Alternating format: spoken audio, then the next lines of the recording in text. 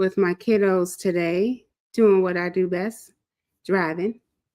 So today's lives, hey Shifra, today's lives will be at 3:30, and then I'll do another one at 7:30, maybe later, because I am tired. As usual, I just want to invite us to ground into the moment, to ground into the space together. Our conversation today for this first live, we're going to talk about collective care as Black liberation, lessons from the Black Panther Party. I really want to talk about the root of collective care and how we practice that, and pull out the lessons. I've been really deep in my Sankofa lately. If you don't know what Sankofa is a practice of, as we have in our culture, in Black culture, Sankofa is the practice. Well, it's not letting me paste this. This is a bummer. Sankofa is a practice of walking ahead, looking forward, but looking back for the lessons that we need to pull from our past. And so today we're going to talk a little bit about what we can learn about collective care from the Black Panthers. But before we start, I want to invite myself to slow down, and I want to invite you to slow down with me. I'm going to set a 1-minute timer, and we're just going to be like welcoming ourselves to the space. So let me set that 1-minute timer.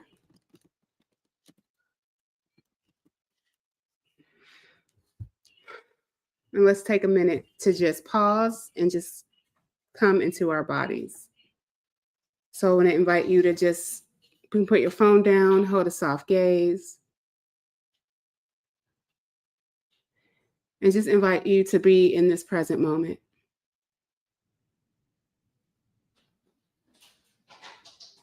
And just notice. Notice your heartbeat. Notice any body sensations.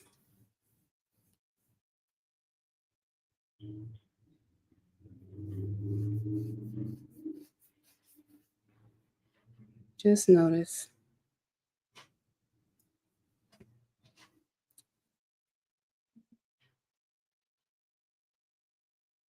Sometimes we come on these apps and we're like, just get to it. But let's have some slowness.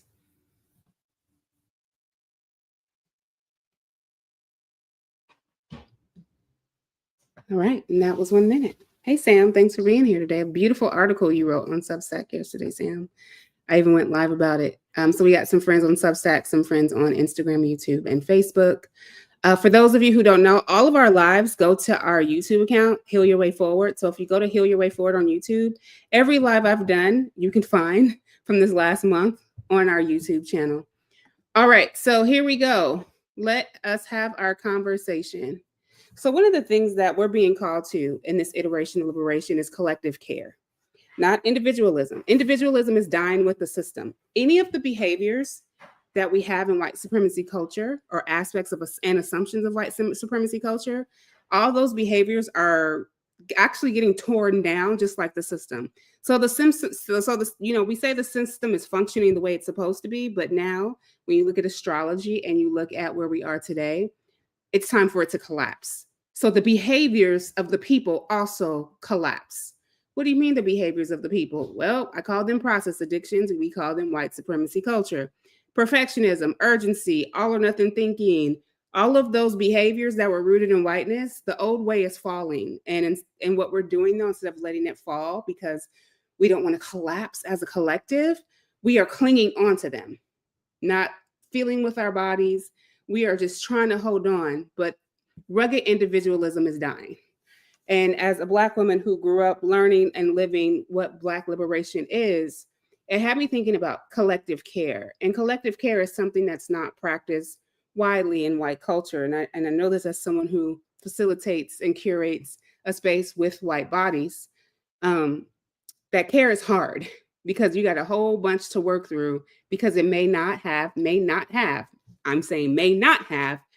modeled for you if you are in a white body. Because in a white body, you're supposed to pull yourself up in the bootstraps. You don't got time to care about nobody. So in this conversation, I want to unpack collective care as a practice of Black liberation, because at Heal Your Way Forward, we center Black liberation. And so this is rooted deeply, this conversation, in the legacy of the Black Panther survival programs, which were Abia from 1968 to 1964. And they weren't just acts of service. They were strategic revolutionary acts of love, care, and power. And it's something that whiteness has tried to take the model of Black liberation and apply it. However, it continues to turn into codependent, rugged individualism, and that's for another day. So we're going to talk about how the Black Panthers turned mutual aid into a political practice, why protest without provision misses the mark, the role of Black women sustaining liberation through care, what today's movements can learn and practice from my Black ancestors, and why collective care is more than a trend, it's an inheritance. It's not history, it's the blueprint. It is the blueprint of healing your way forward and rising together. So this is what we are going to chit chat about today. So let's talk about this. So from 1968 to 1964, some folks called the Black Power movement, some folks called the Pan-African movement, then the other folks called the Pan-Liberation movement. And as someone who's super excited because they're going to school to get 2 degrees, 2 bachelor's degrees, one in African American studies and one in cybersecurity. Yep, I changed my mind. I want both. I want to pause here. Why do I want 2 degrees in cybersecurity? Y'all should know the answer. And African American studies. Because first of all, when it comes to technology, Black people are often late adapters and slow movers. So knowing who I am someone who would probably go volunteer with Girls for Code to take my knowledge of what I know about tech and go work with folk in the cybersecurity space. And as someone who had a platform that just disappeared, I want to learn about algorithms and how to make algorithms less oppressive and rooting that in the knowledge of the African diaspora. I know it's a lot. Do I have time to go to college? Who knows? But I will finish. And I might even finish with my son because I have a lot of credits. I mean, a lot of credits. Like when I say I could probably go take 3 classes and just get a bachelor's in liberal arts, that's possible. I am a science, a math class, and probably about 10 other classes away from one of my degrees. But I was like, told my son today, we should graduate together. And he was like, oh God, can I just have something for myself? He didn't say it, but I felt his energy. All right, so the Black Liberation Movement, Black Power Movement, 1968 through 1964. That was right after like the Voting Rights Act passed, the Civil Rights Act passed. That was right after the countercultural movement. That was right after all the movements, right, for freedom and justice. I just want to say, before I get to Black liberation, y'all do know that like every time they have passed like a law or policy, it always just feels like a setup because they never gave us reparative actions. They were just like, we're desegregating. And I guess they thought just by us desegregating, we was going to go and be all right. That didn't work out too well. That's why we're in the situation that we're in. So the Black Power movement, it was a shift from protesting state violence to also building systems of care that the state refused to provide. It was a strategy and it was a liberation practice. And we're reading Conjuring of America in the collective. And some of those parts of the book connect to ways that Black folk, Black women, Black femmes, Black non-binary people, Black trans people, just the Black magic. Like I'm reading this book today and I'm just like listening to it and I'm like, oh my God, you have to read The Conjuring of America. Okay. Anyway, it connects to what we see with Blackness through the thorough line of liberation practices. To go from, you know what, we can't depend on the system, we got to figure it out on our own for us, right? To go from there and see how it's like played out in history. That's why it's so important that we got to read, y'all. This is like amazing. So the Black Panther Party was founded in 1966 in Oakland, California by Huey P. Newton, Bobby Seale, Elaine Brown, Fred Hampton, Assata Shakur, and many others. Between 1968 and 1974, the Black Panthers expanded across the country in what they called Survival Pending Revolution, which was a community-led program designed to meet the basic needs and affirm Black dignity in the face of systemic neglect and violence. Also, around this time, I do want to say that's when Soul Train came out. If you're not a Soul Train fan, that's okay. I love Soul Train. And the thing about that Soul Train was actually created to give a positive image of Black joy and resist the racism of that period. So when I say that this movement from 1968 to 74 and forward was really about joy and and care. It wasn't just resistance, it was strategy to build systems within it and not of it, right? That's why the FBI thought the Black Panthers were so dangerous, because we were figuring out how to move without the government, how to stand up for what we believe in. It's kind of the precipice of the moment that we're in. The only difference is this time we got to be underground like Harriet Tubman. That's a different conversation. Put a pin in that. Maybe I'll talk about that later. Okay, so what we can learn from the Black Panthers as we talk about collective care as liberation. So care was and still is revolutionary. The practice of care is a revolutionary practice in a system that says pull yourself up by your bootstraps. Some of the things that Black Panthers did was a free breakfast and children program that fed kids every day and families, free community clinics that offered healthcare and screenings. I don't know if y'all know this, but the Black Panthers were actually who brought acupuncture to America. A lot of people don't know this, but when you learn about, I took a class, because if you don't know, I do a lot of holistic health trainings like Reiki and what else? I've done a lot of them. Breath work. I'm certified in all types of things. But it all makes sense of why I have all these certifications and finishing degrees right now.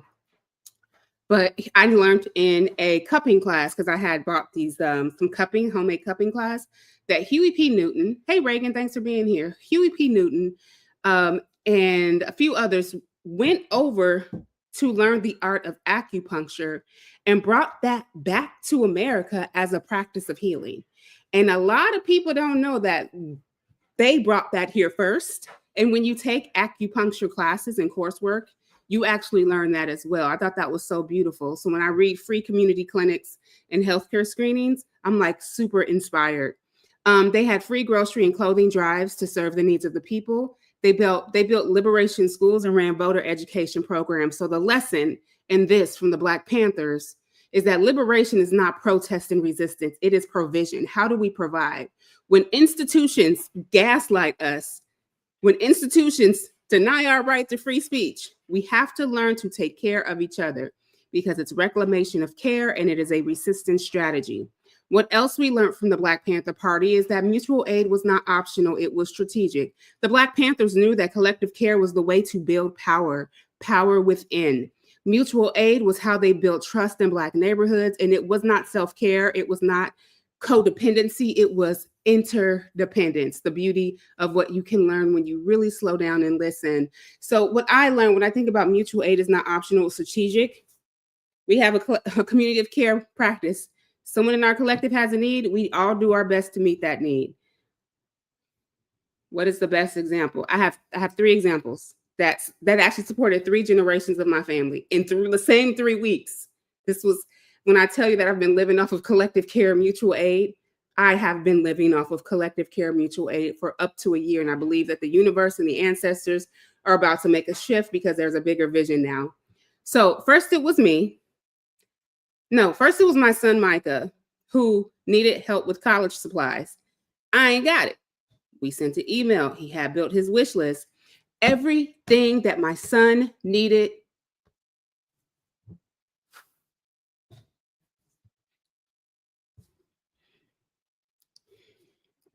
was provided for.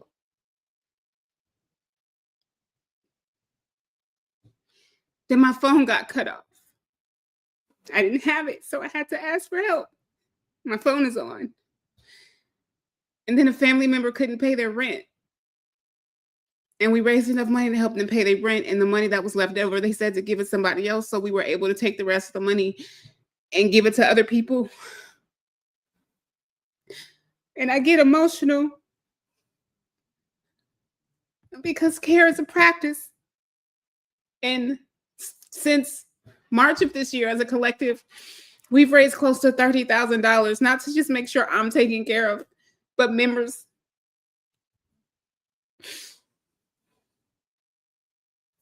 of the collective are taken care of, because we try to see care as a practice of abundance. And so we encourage each other to ask for help, so we're not in scarcity, because no one.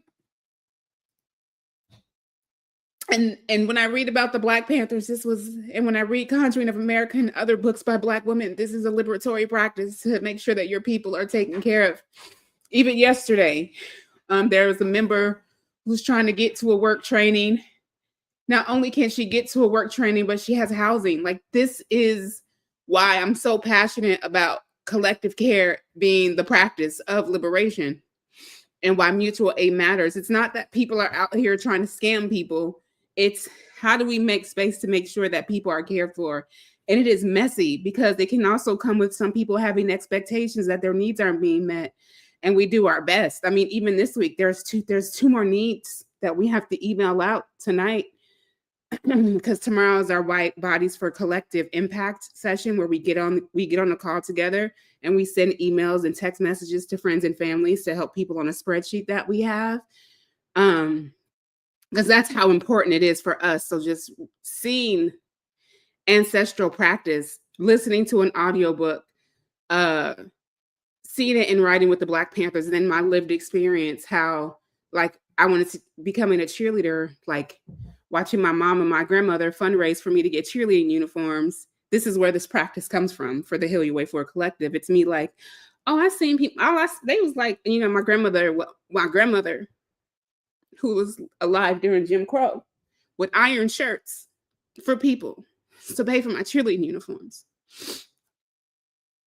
And my mom, they would walk around with like this sheet of paper. And I believe they would get the person's name and their donation amount. And I think, if I'm not wrong, I'd have to ask my mother, but they would get, for their support, I'd had to write thank you cards. And they would send them pictures of me in my cheerleading uniform. Like, thank you for supporting me. Here's my picture. Here's a thank you card.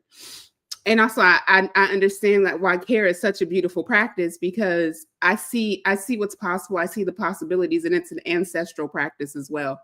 So this part just had me like, whoo, that mutual aid is not a trend. It is Black tradition. It is how we survive and transform. And it actually just helped me realize, I've been like, have we been practicing Black liberation? I've been saying that like in meetings, and we have. I know for sure this year we have. We have definitely the last year been moving with this. When it came to the Black Panthers, women led the work of the healing and the organizing. So by the early 1970s, Black women made up over 60% of the Black Panthers membership. Like, there were leaders like Ericka Huggins, Elaine Brown, and Asanta Shakur anchored the work in healing, education, and revolutionary mothering. And that is a beautiful book. If you've never read it, it's Revolutionary Mothering. It's a beautiful book. And so what this tells me is that Black women have always held the line on care and liberation, oftentimes invisibly, and we must center the labor stories and leadership of Black women. Absolutely. It's also in Indigenous cultures too, reciprocity with community and with earth. I want to pause right here. I want to make something clear. When I'm speaking about Black people, and maybe I need to be specific, I'm also speaking about Indigenous people, because if we really keep it real, Black and Indigenous folk are one and the same. Except one group had their bodies stolen from land, and another group had their land stolen from them, which is also part of the body. So in Black and Indigenous culture, the land is also a part of you and also a part of the body. So sometimes I can say Black and Indigenous, but sometimes there's a specific reason why I say Black. And so if you ever hear me say Black, I need you all to understand, when Maisha says Black, she also means Indigenous, but there are also times when I need to be clear about Black. But I love the connection, because they are also Black people like my grandmother, who are Indigenous to the Americas. With my grandmother, both my grandmothers, one being Cherokee and the other one Gullah Geechee, Choctaw, Black Seminole, right? Like, so I will do better at reminding y'all that I'm not just Black, I'm also Indigenous, but then also knowing when I need to give, like, massaging both or one and, or, right? I try to do both and, because they are so interconnected. If you look up African practices, and you look up Indigenous practices, and you look up the roots that were used and the reason from the roots, you can actually, I get excited about this, because you can actually see the crossover, right? You can actually see how the Indigenous in the Americas owned slaves, and how they worked together, and how they emancipated enslaved people, and how Indigenous folks, Indigenous to North America, were actually did not have rights and were categorized as Black. Like like whiteness and white supremacy is a whole scam, the way they done us, Black and Indigenous folks. So that's a whole tangent. Let me bring it back. Okay, so there is always Black women leading the work of healing and organizing. If you're reading the book, The Conjuring of America, which I want to encourage everyone to read this book, The Conjuring of America,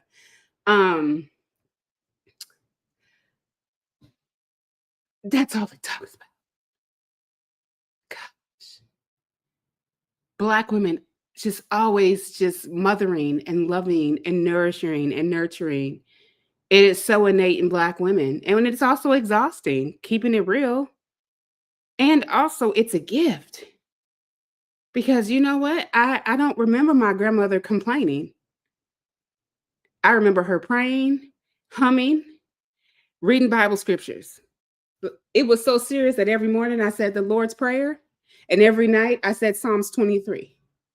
And now that I'm in spiritual practice, my grandmother, who was a devout Christian, was practicing ATRs, ancestral traditional religion. Guys, that's Christianity. Again, that's also talked about in The Conjuring of America.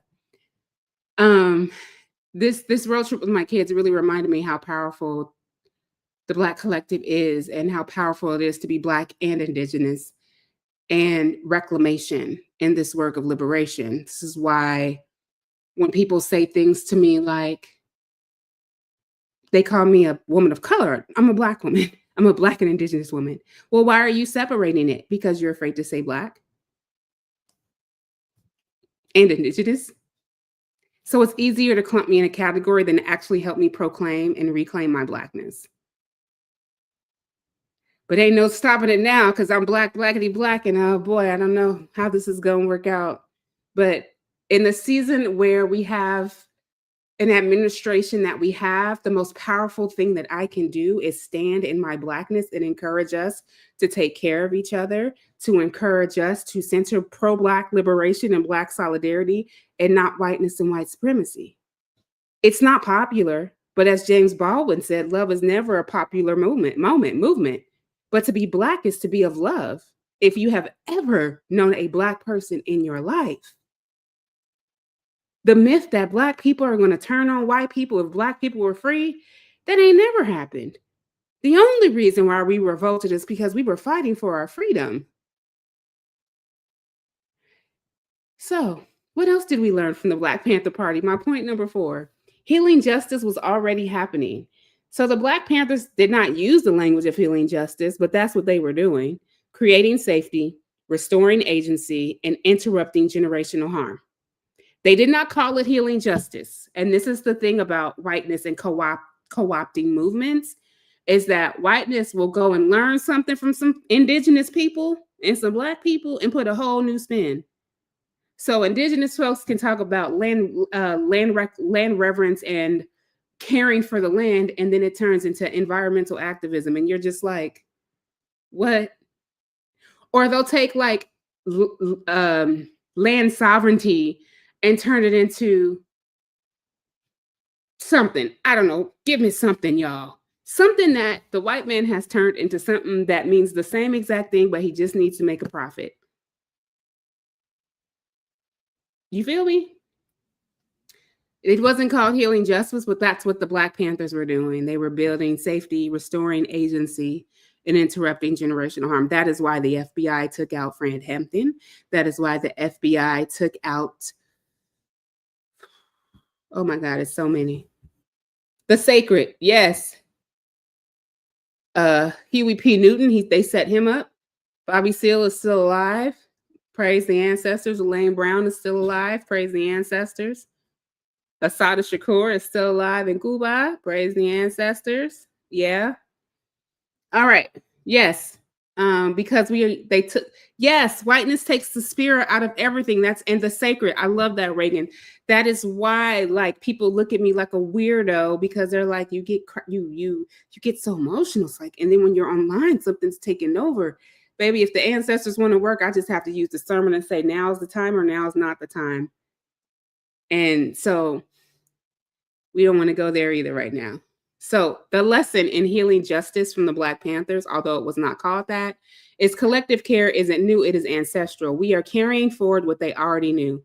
There is no freedom without care. We are not going to, listen, we're not going to get where we need to get to with white affinity groups.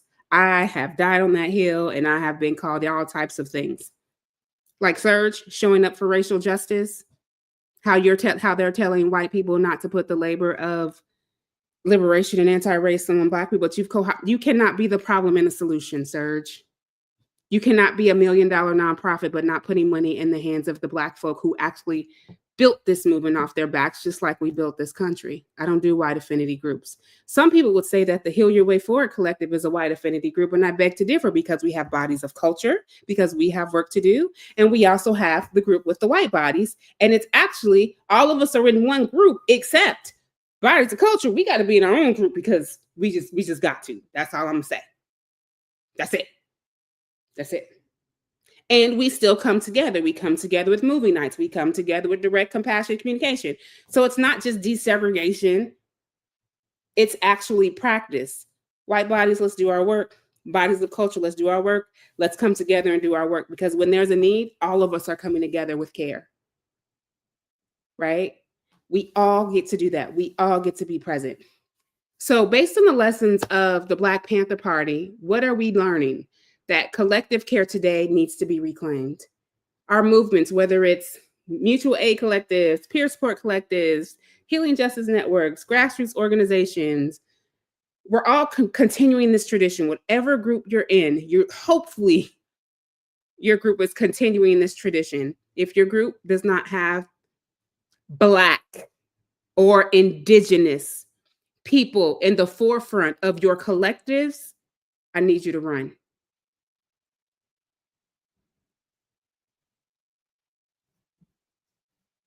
I need you to run.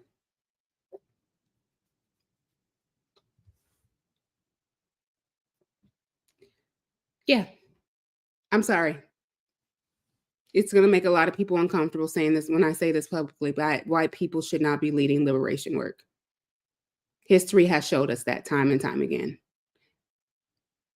I'm saying Black and Indigenous on purpose with intention, because we are the two groups that are left behind and have had our stuff stolen from us. And people of culture, the anti-Blackness, someone will pay a person of culture before they would pay me to come in and do a talk. And or a white person before they would pay me to do a talk, because I don't fit in a box. I wasn't born to fit in a box, and I accept that at this journey of my life. I'm not born to fit in. I'm born to stand out. I'm born to take the work of my ancestors, package it up, and put it out in the world. And the fact that now I get to go see my mom and I get to show her my 1-year program outline so she can audit it as a living elder and tell me, no, do this, put this here, put that there, for a whole 1-year program for members of the collective and people who want to pay outside the collective. This is why I tell people to join the collective, because next year's program is a $15,000 program if you are not in the collective. Maisha, why is it $15,000? Because working with me is a privilege. And you're not just getting Maisha T. Hill, you're getting the collective, you're getting my mother, you're getting my grandmothers, you're getting my grandfathers, you're getting every Black elder, every Black woman I have to pay for mentorship. You are getting so much. Like October 1st, emails are going out, and I don't know what to tell you. Because yesterday's price is not today's price. But if you are in a collective that is not led by Black and Indigenous people, I need you to ask yourself why. Why am I in this group? What am I learning? What are they teaching me? Where's their hope? Where's their possibility? Am I being gaslit? Today, collective care must be reclaimed. Because y'all, we not just healing ourselves, we healing our way forward. So we're not just going to study the Black Panthers and look at the Black Panthers. We're going to use the Black Panthers and practice what they embodied: how to feed each other, how to listen, how to share resources, how to cultivate healing, how to stay accountable, and how to keep building. That's it. That's it. So thank you for tuning into the first of many lives. I appreciate it. I'm grateful for it. And I really hope and pray that y'all have a great rest of your day, and I'll be live again in a couple hours.